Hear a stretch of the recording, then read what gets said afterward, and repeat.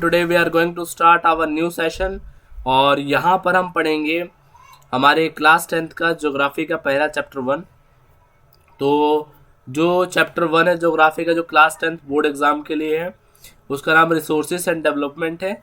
और आज हम ये पहली वीडियो है और हम इसको कवर करने वाले हैं।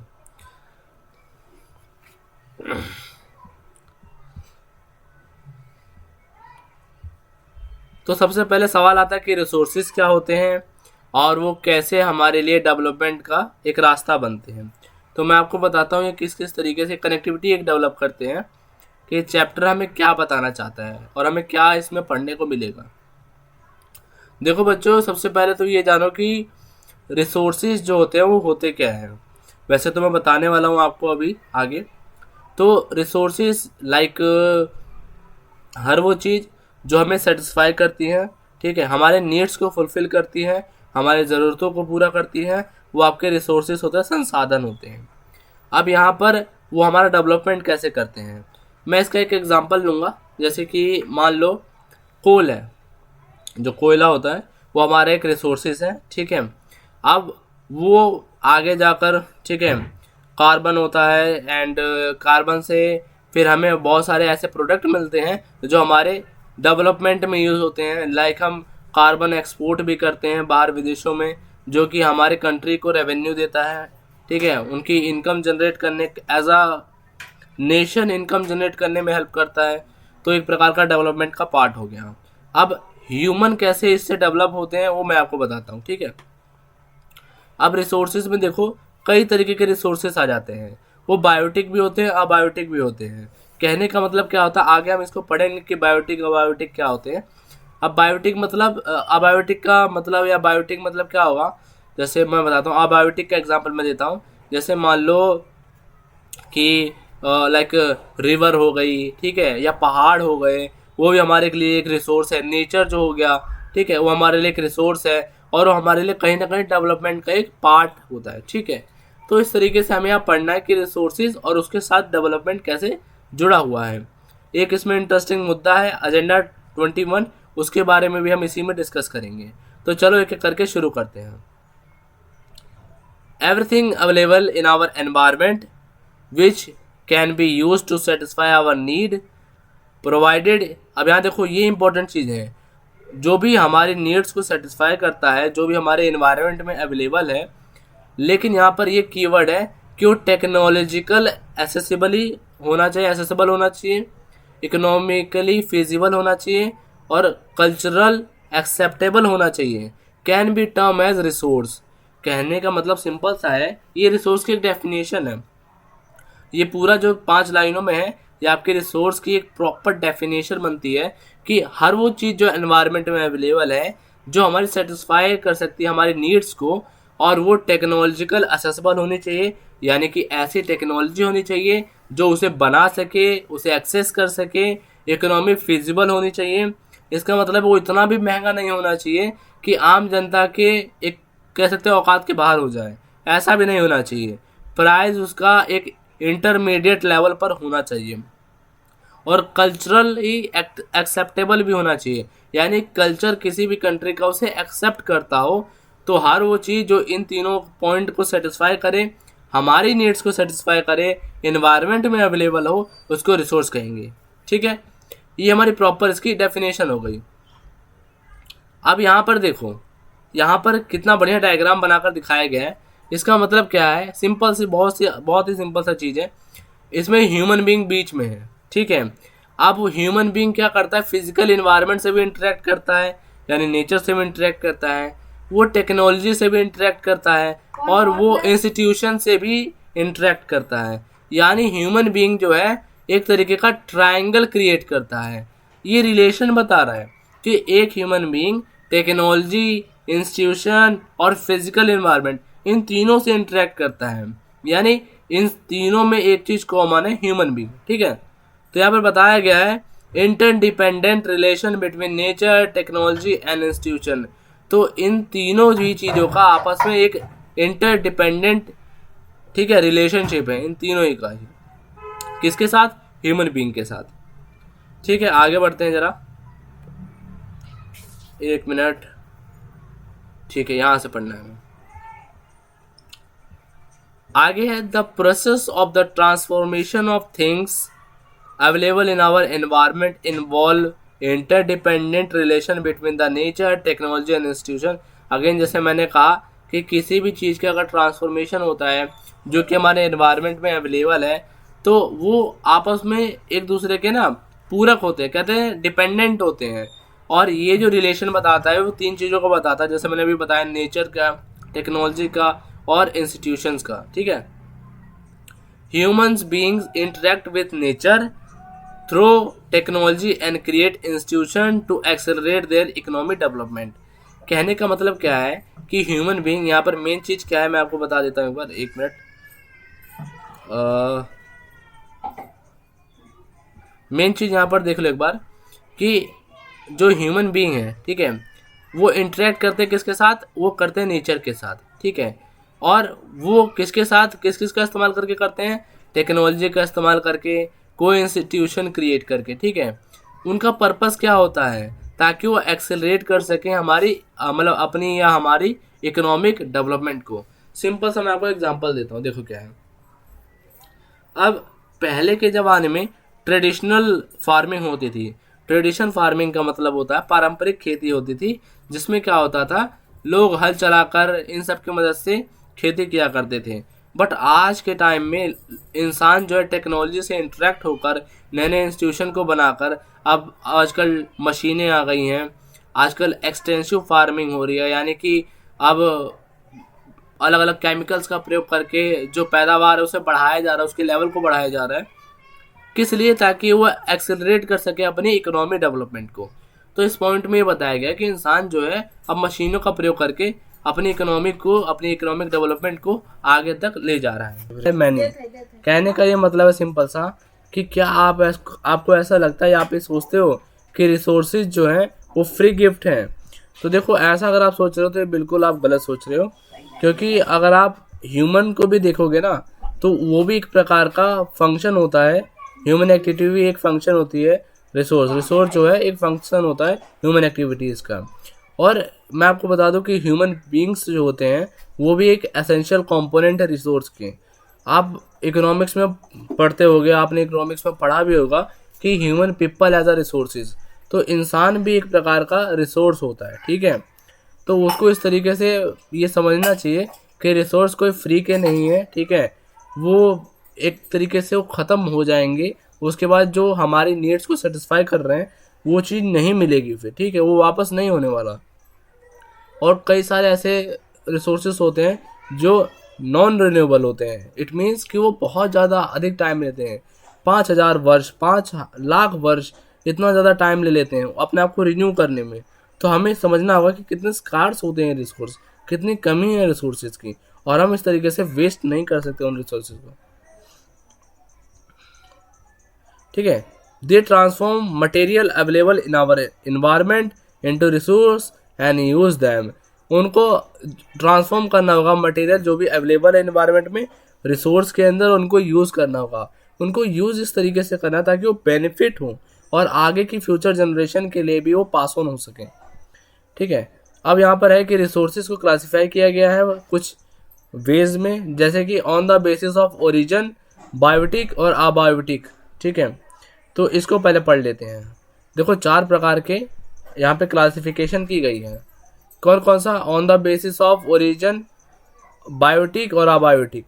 ठीक है, तो पहले इसे पढ़ लेते हैं, उसके बाद हम आगे के 3 को डिस्कस करेंगे। ठीक है,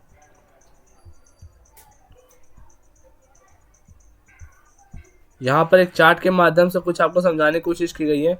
वही चीज़ है, आप अगर उन चारों क्लासिफिकेशन को समझ लोगे तब आप इस पूरे चार्ट को आसानी से समझ जाओगे कि कहना क्या चाहता है। जैसे कि जो रिसोर्सेज होते हैं वो नेचुरल भी होते हैं और वो ह्यूमंस के द्वारा भी डेवलप किए होते हैं। तो जो नेचुरल होते हैं उनमें एक आता है रिन्यूएबल होता है और एक नॉन रिन्यूएबल होता है। अब रिन्यूएबल में वो होते हैं जैसे विंड हो गया, वाटर हो गया, जो कंटिन्यूस होते हैं, जो निरंतर होते हैं। बट जो नॉन रिन्यूएबल हो गया उसके अंदर ऐसी चीज़ें होती हैं जो कि रिसाइकल की जाती हैं या फिर उनका बनना बहुत ही ज़्यादा रेयर होता है या रिसाइकल नहीं होती हैं। जैसे फॉसिल फ्यूल हो गए, ठीक है, मेटल्स वगैरह हो गए, ये सब नॉन रिन्यूएबल हैं, ठीक है। इनको रिन्यू होने में बहुत ज़्यादा टाइम, पैसिव ऑफ टाइम लगता है बहुत ज़्यादा, ठीक है। तो रिन्यूएबल भी आपका कई प्रकार का होता है, जैसे मान लो कंटिन्यूस में हो गया तो वाटर और विंड हो गया, ठीक है, हवा या पानी हो गए। एक होता है बायोलॉजिकल, इसमें क्या होता है, इसमें नेचुरल वेजिटेशन, फॉरेस्ट वगैरह आ जाते हैं, और वाइल्ड लाइफ इसमें आ जाती है, ठीक है। और यहाँ पर ह्यूमंस के द्वारा क्या है, स्ट्रक्चर एंड इंस्टीट्यूशन हो जाते हैं, एंड क्वांटिटी एंड क्वालिटीज हो जाती है रिसोर्सेज में। स्ट्रक्चर एंड इंस्टीट्यूशन क्या हो जाता है, जैसे मान लो पार्क हो गए, प्लेग्राउंड हो गए, स्टेडियम हो गए, टेम्पल्स हो गए, सब ह्यूमन द्वारा कंस्ट्रक्ट किए गए हैं, ओके। तो ये इस चार्ट के माध्यम से हमें बताने की कोशिश हो रही है। आओ जरा इसको पढ़ लेते हैं, ठीक है। बहुत इजी है, देखो on the basis of origin क्या कह रहा है। On the basis of origin biotic resources होते हैं, ये वो रिसोर्सेज होते हैं जो कि बायोस्फीयर से प्राप्त होते हैं। इन शॉर्ट मैं कहूँ तो नेचर जो हमें देता है वो बायोटिक कंपोनेंट में आ जाता है। जैसे फ्लोरा एंड फ्लोना, जो बर्ड्स होते हैं या फिर जो पेड़ वेजिटेशन है, जो पेड़ पौधे हैं, उनकी बात हो रही है। ह्यूमन बींग्स भी इसी के अंदर आ जाते हैं, फिशरीज हो गया, लाइफ स्टॉक हो गया, तो सब बायोटिक रिसोर्सेज में आ जाते हैं। अब बायोटिक रिसोर्सेज क्या होता है, all those things which are not compose of which are compose of non living things, यानी जिन्हें हम नॉन लिविंग थिंग्स की कैटेगरी में डाल सकते हैं। Rock and metals are the example of abiotic components. आगे बात करते हैं on the basis of exhaustibility, यानी जो चीज़ खराब हो सकती है, यानी जो चीज़ एग्जॉस्ट हो सकती है।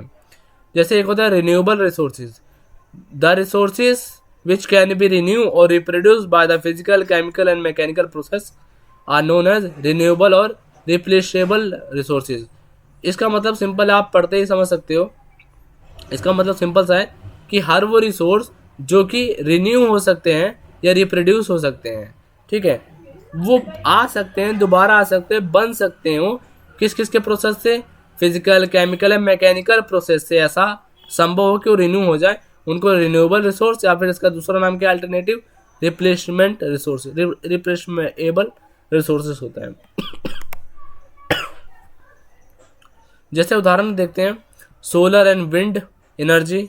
आपको पता है विंड एनर्जी जो ट्रेडमिल होती है, पवन चक्की जो होती है, वो बार बार जब अपने फ्लो में रहती है तो उससे क्या होता है, विंड एंड इलेक्ट्रिसिटी प्रोड्यूस होती है। वाटर, ये भी आपका एक रिन्यूएबल रिसोर्सेस है। फॉरेस्ट हो गया, फॉरेस्ट रिन्यू होते हैं। वाइल्ड लाइफ हो गया, वो भी रिप्रोड्यूस करते हैं, तो उनसे क्या होता है, नए नए ऑफस्प्रिंग पैदा होते हैं। तो ये सब क्या है, रिन्यूएबल रिसोर्स है, यानी कि ये रिन्यू होंगे, ठीक है।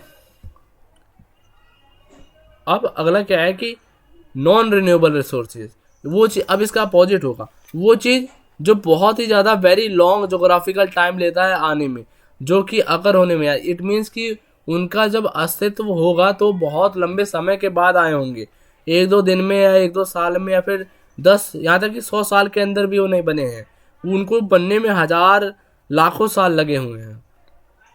जैसे मिनरल्स हो गया, फॉसिल फ्यूल हो गया, ठीक है, ये कुछ ऐसे रिसोर्सेज हैं जिनको बनने में बहुत ज़्यादा जोग्राफिकल टाइम लगा है, ठीक है। The resources take millions of year in their formation, यानी उनको बनने में, उनके फॉर्मेशन में मिलियंस ऑफ ईयर लगा हुआ है, बहुत से ज़्यादा टाइम खर्च हुआ है, ठीक है।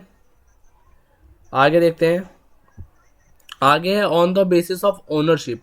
ओनरशिप के बेसिस पे रिसोर्सेज को किस तरीके से क्लासिफाई किया गया है, यहाँ देखते हैं। ये देखो, एक होता है इंडिविजुअल रिसोर्सेज। देखो बच्चों, कभी कभार क्या होता है, कुछ ऐसे शब्द होते हैं जिनके नाम से आप जान सकते हो कि ये कहना क्या चाहता है। यहाँ पे लिखा है इंडिविजुअल रिसोर्सेज, इट मीन्स यहाँ पर जो रिसोर्सेज का मालिक होगा वो इंडिविजुअल होगा, वो कोई एक व्यक्ति होगा। अब उसमें जो फार्मर्स हैं वो कई सारे लैंड को ओन करते हैं, जो कि गवर्नमेंट को अलॉट कर देते हैं, ठीक है, और उनके बदले क्या मिलता है, पेमेंट, रेवेन्यू मिलता है, ठीक है। कई सारे विलेज होते हैं, जो कि विलेज में जो पीपल होते हैं, there are people with land ownership but they are very were landless, मतलब कई सारे ऐसे होते हैं जिनके पास ज़मीन होता है, तो इंडिविजुअल रिसोर्सेज है उनके पास, और किसी किसी के पास नहीं होता है, ठीक है। अर्बन पीपल ओन प्लॉट, उनके पास प्लॉट होता है अर्बन पीपल एंड शहरी लोगों के पास हाउस होता है, अदर प्रॉपर्टी होता है, तो सब क्या उनके लिए रिसोर्सेज हैं, ठीक है। अब यहाँ पे community own resources, community own resources का मतलब होता है जो किसी एक का ना हो बल्कि एक पूरे ग्रुप का हो, एक पूरी कम्युनिटी का हो। जैसे कि हम जो ऐसे रिसोर्सेज जो कि एसेसिबल हो एक के लिए नहीं, सभी के लिए, all the member of the community. जैसे कि विलेज में जो ग्रेजिंग ग्राउंड होता है, जो मतलब घास चरने का मैदान होता है, ठीक है। बरियल ग्राउंड मतलब होता है जहाँ पर जैसे शमशान घाट वगैरह हो गया, ठीक है। विलेज का पॉन्ड हो गया, पब्लिक पार्क हो गया, पिकनिक स्पॉट हो गया, ये सब किसी कम्युनिटी का होता है, ना कि किसी एक व्यक्ति का। आगे है हमारे पास, आगे है नेशनल रिसोर्सेज। ऐसे रिसोर्सेज जो नेशनल होते हैं, किसी एक देश के होते हैं, ठीक है, जिसके पास, कंट्री के पास एक लीगल पावर होती है उसे अक्वायर करने के लिए। Even private property for public goods, यानी कि कभी कभार क्या होता है, प्राइवेट प्रॉपर्टीज को भी पब्लिक गुड्स मान लिया जाता है। You might has been seen road, canals, railways being constructed on the field own by some individual. ये सब गांव में ज़्यादा होता है। आपने देखा होगा कि कभी कभार क्या होता है, गांव में जिसकी ज़मीन होती है सड़कों पर, उसकी ज़मीन ले ली जाती है और उसके बाद उसको उतना पैसा दे दिया जाता है, और सरकार जो वहाँ पे रोड बनाती है, चौड़े चौड़े रोड बनाती है, कैनाल्स बना देती है, कई सारे कभी कभार डैम बनाने के लिए, इरिगेशन फैसिलिटीज़ को और भी ज़्यादा आगे बढ़ाने के लिए डैम बनाते हैं। तो उन सब केसेस में जो ज़मीनें ली जाती हैं, कई सारे गाँवों को ही डिस्प्लेस कर दिया जाता है, पूरे के पूरे गाँव को हटा दिया जाता है, बस्तियों को हटा दिया जाता है, और फिर जाकर ये सब बड़े आंदोलन का एक कारण बनती है। वो आप आगे पढ़ोगे, ठीक है, 11th 12th में आप पढ़ने वाले हो वैसे में, ठीक है।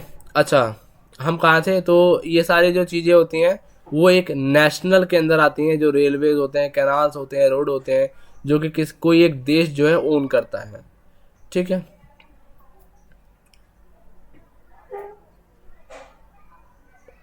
अब यहाँ पर हमें और भी चीज़ें अगर देखनी हो तो जैसे मान लो कि all the minerals, water resources, forest, wild life, land with in the political boundary and ocean area. मतलब ये कह रहा है कि जैसे ये मान लो भारत का नीचे का जो साउथ पार्ट है ये, ठीक है, तो यहाँ पर तो सारा ओशियन है, राइट, यहाँ पे पूरा ओशियन है, यहाँ पे हमारा इंडियन ओशन, यहाँ पे बे ऑफ सी। तो ये कह रहा है कि जो 12 न्यूटिकल माइल्स यानी कि 19.2 किलोमीटर होता है फ्रॉम द कोस्ट, वो एरिया जो होता है, वाटर का जो एरिया होता है, वो नेशन के बिलोंग में आता है। यानी कि मान लो इस एरिया के जो 19.2 किलोमीटर होगा ना, वो हमारे इंडिया का पूरा एरिया आता है, एक पूरा एरिया कंसिडर किया जाता है। इसके कहने का ये मतलब है। अब यहाँ समझेंगे इंटरनेशनल रिसोर्सेज क्या होते हैं। तो इंटरनेशनल रिसोर्सेज वे रिसोर्सेज होते हैं जो कि अगेन कोई एक जो संस्था है, कोई एक जो देश है वो ओन नहीं करता, पूरा इंटरनेशनली उसे माना जाता है। जैसे ओशनिक रिसोर्सेज जो होते हैं और 200 किलोमीटर के जो बियॉन्ड जाते हैं, बाहर जाते हैं, वो आपका जो एक्सक्लूसिव इकोनॉमिक जोन होता है और ओपन ओशन होता है, उसमें किसी एक इंडिविजुअल कंट्री का कोई भी यूटिलाइजेशन नहीं होता है। No individual country can utilize this without the concurrence of international institution, ठीक है। यानी कि वैसे इंस्टीट्यूशन जो कि आप इंटरनेशनली देखते हो, ना कि कोई एक नेशन के पास किसी चीज़ का हक होता है।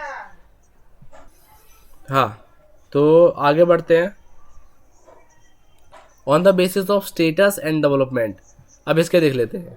पोटेंशियल रिसोर्सेज, वो रिसोर्सेज जो कि किसी एक रीजन में पाए जाते हैं, ठीक है, फाउंड होते हैं, किसी एक रीजन में पाए जाते हैं, but not has been utilize, लेकिन उसे यूटिलाइज नहीं किया जाता है, ठीक है। मतलब पाए जाते हैं, उनके अंदर पोटेंशियल है, लेकिन हम यूटिलाइज ही नहीं करते हैं। For example, the western part of the Indian, particularly Rajasthan and Gujarat, have the enormous potential for the development of wind and solar energy, but so far this has been not been developed properly। कहने का मतलब है, जब आप भारत का जो ये western part है ना, वो देखोगे, जैसे राजस्थान और गुजरात वाला जो हिस्सा है, तो वहाँ पे बहुत ज़्यादा पोटेंशियल है विंड और सोलर एनर्जी के लिए, क्योंकि वो जो ज़्यादातर वो जो ना हॉट एरिया है, गर्म एरिया है, वहाँ पे है, ठीक है, पोटेंशियल, बट हम लोग उसको यूटिलाइज नहीं कर पा रहे हैं, हम लोग उसको डेवलप प्रॉपरली नहीं कर पा रहे हैं। तो ऐसे रिसोर्सेज को पोटेंशियल रिसोर्स कहा जाता है। एक आता है डेवलप रिसोर्स, ठीक है, resources which are survey and their quality and quantity has been be determined for the utilization. The development of the resource depend on the technology and the level of their feasibility. कहने का मतलब है develop resource होते हैं जो कि सर्वे किए जाते हैं और जिसकी जो क्वालिटी और क्वांटिटी होती है वो भी उसकी यूटिलाइजेशन पे डिटरमाइन होती है, ठीक है। यानी कि उसकी क्वांटिटी क्वालिटी का एक मूल्यांकन होता है, उसको डिटेल में परखा जाता है, जांचा जाता है। ठीक है। The development of resource depends on technology. अब सिंपल सी बात है, किसी भी रिसोर्स का कितना डेवलपमेंट होगा ये डिपेंड करता है उसकी टेक्नोलॉजी के ऊपर और लेवल ऑफ देयर फिजिबिलिटी, यानी लोग उसे कितना मतलब फीस कर पा रहे हैं, कितना उसको पा रहे हैं। ठीक है, इससे पता चलेगा कि वो रिसोर्स कितना डेवलप है। अब जैसे मान लो कि कई रिसोर्स होंगे जो किसी के इतना ज़्यादा महंगा है कि जो मेजोरिटी ऑफ पॉपुलेशन वो नहीं पा रही है, तो उसके डेवलप होने का क्या फ़ायदा जब लोगों के वो नीड्स को सेटिस्फाई नहीं कर पा रहा है। एक रिसोर्स वो होता है जो किसी के नीड्स को सेटिस्फाई करे, ये नहीं कि बहुत ज़्यादा एक्सेसिव इन्फ्लेशन के कारण वो बहुत महंगा हो जाए। स्टॉक की बात करते हैं। Materials in the environment which has been their potential to satisfy human needs but human beings do not have appropriate technology to assess this. कहने का मतलब है स्टॉक रिसोर्स वे रिसोर्स होते हैं जो कि ह्यूमन नीड्स को पोटेंशियल है कि वो सेटिस्फाई कर देंगे ह्यूमन नीड्स को, बट ह्यूमन नीड्स के पास हमारे पास उसकी प्रॉपर टेक्नोलॉजी नहीं है कि हम उसको एक्सेस कर पाएँ। स्टॉक मतलब कि सिंपली है, स्टॉक रिसोर्स का मतलब कि उस रिसोर्स में दम है, उस रिसोर्स में पोटेंशियल है कि हमारे नीड्स को सेटिस्फाई कर सके, बट हमारे ही एक कमी है कि हमारे पास प्रॉपर टेक्नोलॉजी नहीं है उसको एक्सेस करने के लिए। इस लाइन का मतलब ये है। ठीक है, यहाँ एक एग्जांपल दिया, बहुत ही सुंदर एग्जांपल यहाँ पे। जैसे वाटर, हम जानते हैं कि उसका कंपाउंड दो गैसेस से मिलकर बना है, हाइड्रोजन और ऑक्सीजन। फिर भी हम वाटर में से हम टेक्नोलॉजी इतनी नहीं डेवलप कर पा रहे कि हाइड्रोजन को सेपरेट कर दें और ऑक्सीजन को सेपरेट कर दें, ये चीज़ की बात हो जा रही है। ठीक है। रिजर्व रिसोर्सेस, ये बहुत आसान है। रिजर्व रिसोर्सेस वे रिसोर्सेस होते हैं जिनको फ्यूचर के लिए रखा जाता है, फ्यूचर के लिए रिजर्व करके रखा जाता है ताकि वो आने वाली जो जनसंख्या है उसके जो डिमांड है उसको सेटिस्फाई कर सकें। ठीक है, जैसे हाइड्रो इलेक्ट्रिसिटी पावर हो गया। ठीक है, या फिर आप रिवर भी कह सकते हो, एंड डैम, फॉरेस्ट, ये सारे जो होते हैं वो रिजर्व रिसोर्स के अंतर्गत आ जाते हैं। तो ये था मेरा ज्योग्राफी का जो क्लास 10th है बोर्ड एग्जाम, तो उसका जो चैप्टर नंबर 1 है रिसोर्सेज इन डेवलपमेंट, उसका पहला पार्ट है। उम्मीद यही है कि 2-3 और वीडियो होगी और ये पूरा चैप्टर कंप्लीट हो जाएगा। तो देखते हैं, और आप लोग बने रहिए मेरे चैनल के साथ और लाइक एंड सब्सक्राइब कर दीजिए ताकि आपके दोस्तों के साथ सब्सक्राइब कीजिए ताकि वो लोग भी वीडियो को जान सके, समझ सकें और बोर्ड एग्जाम में अच्छे नंबर ला सकें। धन्यवाद।